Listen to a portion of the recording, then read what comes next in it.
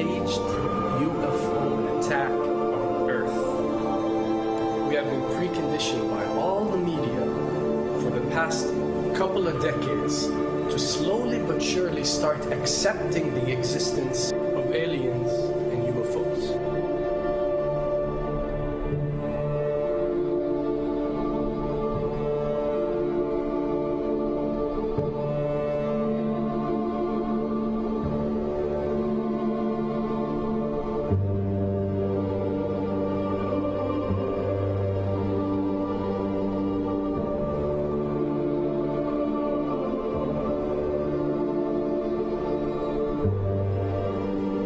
I can tell you right now that 99% of every UFO sighting that has ever taken place has actually not been an unidentified flying object, because this has always been military technologies.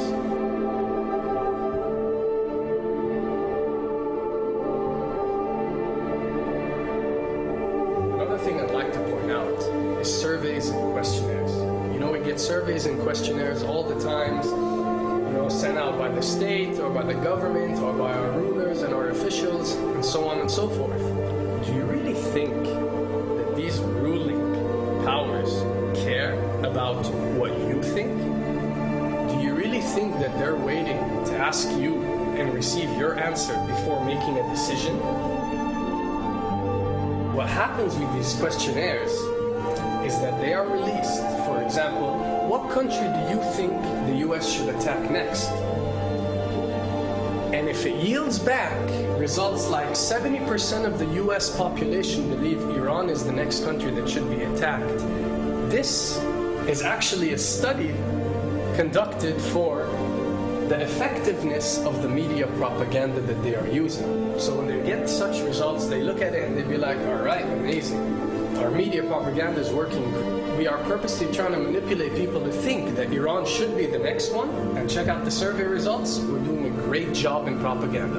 That's what it's all about. And if the results come back and they aren't up to par, so let's say 20% want war with Iran and 80% want actual peace, they say, okay, so now we have to go and rework our media propaganda and make it more effective so these percentages change. Why am I saying this? Because of the UFO phenomenon. Since the 60s, the amount of people who believe in extraterrestrials have skyrocketed, and are only increasing day by day in our modern world. This only confirms the success and the plans that are taking place to first manipulate you to believe in UFOs, and second, to conduct a UFO attack that is going to force the whole world to unite to fight off this enemy and accept the New World Order. A former Canadian government official is warning we may be on the verge of intergalactic war, saying, quote, the Bush administration has finally agreed to let the military build a forward base on the moon, which will put them in a better position to keep track of the comings and goings of visitors from space, and to shoot at them if they so decide. I was introduced to the late Dr. Wernher von Braun, in the U.S., the father of rocketry. In my first meeting with him, during that first 3.5 hours, he said to me, Carol, you will stop the weaponization of space, because there is a lie being told to everyone that the weaponization of space is now first being based upon the evil empire, the Russians. There are many enemies, he said, against whom we're going to build this space-based weapon systems, the first of whom was the Russians, which was existing at that time. Then there would be terrorists. Then there would be third world countries. Now we call them rogue nations or nations of concern. Then there would be asteroids. And then he would repeat to me over and over, and the last card, the last card, the last card would be the extraterrestrial threat. As a military strategist, as a person who worked on the MX missile, which I did later, he said, you will find that there is going to be a spin to find some enemy against whom we have to build space-based weapons, and now we should expect the spin. And that's the formula, except that it's all based on a lie. A supersonic saucer. Called the Silver Bug, it was truly revolutionary. The plans show in detail a multi-jet engine craft that boasted amazing maneuverability and speed. It's an intriguing thought that this concept may tie in with the work of the German scientists who brought saucer technology to the US at the close of the Second World War. What was needed were certain cover stories. What do you do when people are spotting aircraft and then telling reporters that they've seen something very unusual flying out of an airbase in Nevada?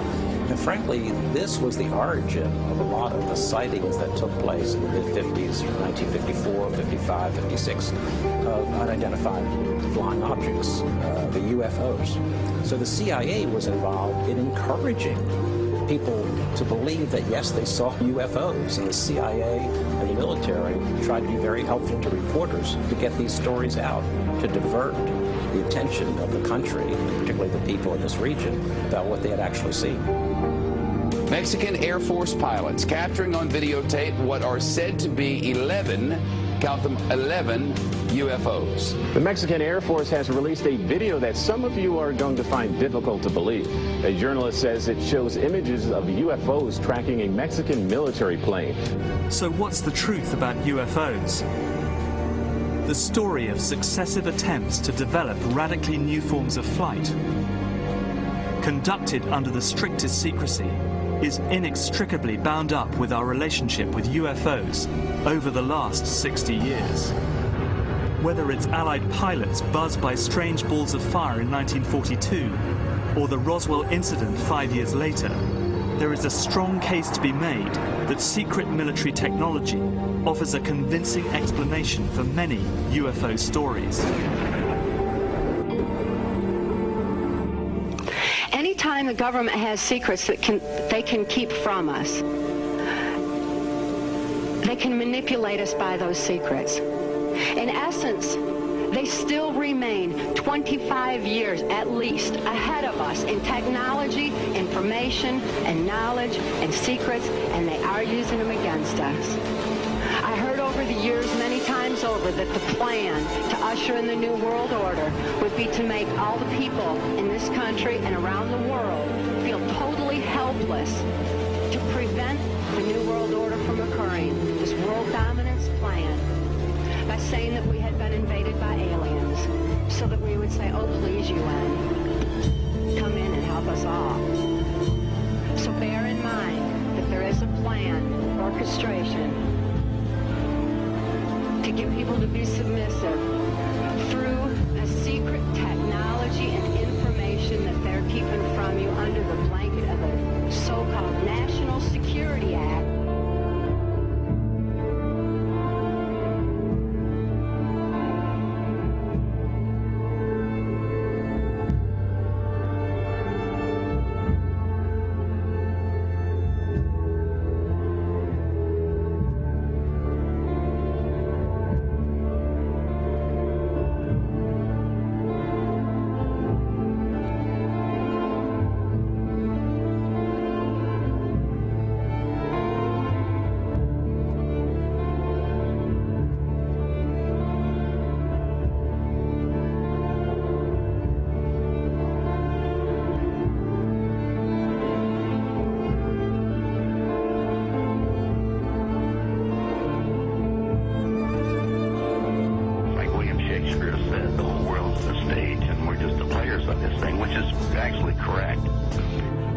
Perhaps we need some outside universal threat to make us recognize this common bound.